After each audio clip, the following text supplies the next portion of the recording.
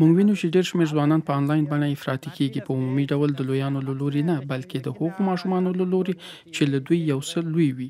11 کلن تنکي ځوانان د 13 کلنو له لوري د ټولنیزو رسنیو د منځپانګې په وسیله اغېزمن کېږي، هغه منځپانګه چې د هغوی د توجه او جذبولو لپاره ډیزاین شوې.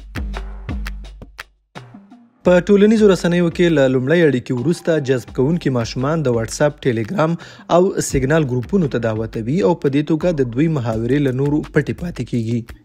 میرو او همکارانو یې دغه ګروپونو انځورونه موږ ته ښوولي چې موږ یې نومونه نه خپروو. ځینې ورځې فقط د ښوونځیو د عادي ورځو کیسې کوي. په ځینو ورځو کې د قتل لارښود یا د ترور لارښود په څیر اسناد شریکوي. ویل کېږي د دغو ګروپونو غړي آن 12 کلن هم وي. دا ډلې په ټوله نړۍ کې پیژندل شوي دي. هغوی یو ټولنه جوړوي او ماشومانو ته موخې، وجدان، د ژوند انګیزه او معنا ورښيي، او د همدغو موضوعاتو له امله بیا دا ګروپونه خطرناکه کېږي. دا وړ ګروپونه ترهګریزو بریدونو او د لږکیو پر وړاندې د نفرت په څیر جرمونو پورې اړوند وي. د بیلګې په توګه د چک جمهوریت او اتریش پولیسو د روان کال په جون میاشت کې 15 تنکي ځوانان نیولي دي. هغوی په انلاین بڼه افراطي شوي او هڅه یې کړې وه چې یوه کنیسه وسوځوي. خو ټولنیزې رسنۍ یوازې د ماشومانو د جذب ځای نه دی.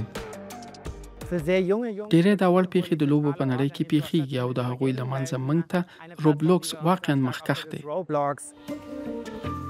د ماشومانو د خوښې لوبه روبلوکس تیاره اړخونه هم لري.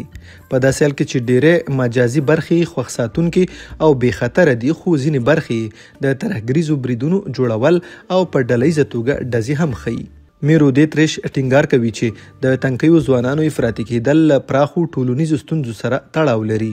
له کورونا وروسته نړۍ ډېرو ناورینونو د ځوانانو پر ژوند اغېز پرېښی. د یوازیتوب احساس او د نارینه هویت اړوند ستونزې له مهمو مسایلو دي. هغه ستونزې چې له بدمرغه ځینې ځوانان د ښي اړخي افراطیت پر لور سوقوي. میرو وایي له دغو ناورینونو زیږېدلې ناهیلي ځوان هلکان د افراطي او نارواکه خبرو اترو پر وړاندې آسیب پذیره کوي او افراطي ډلې پوهیږي چې د ماشومانو د ناخوندیتوب له احساس څخه څه ډول ناسمه ګټه واخلي.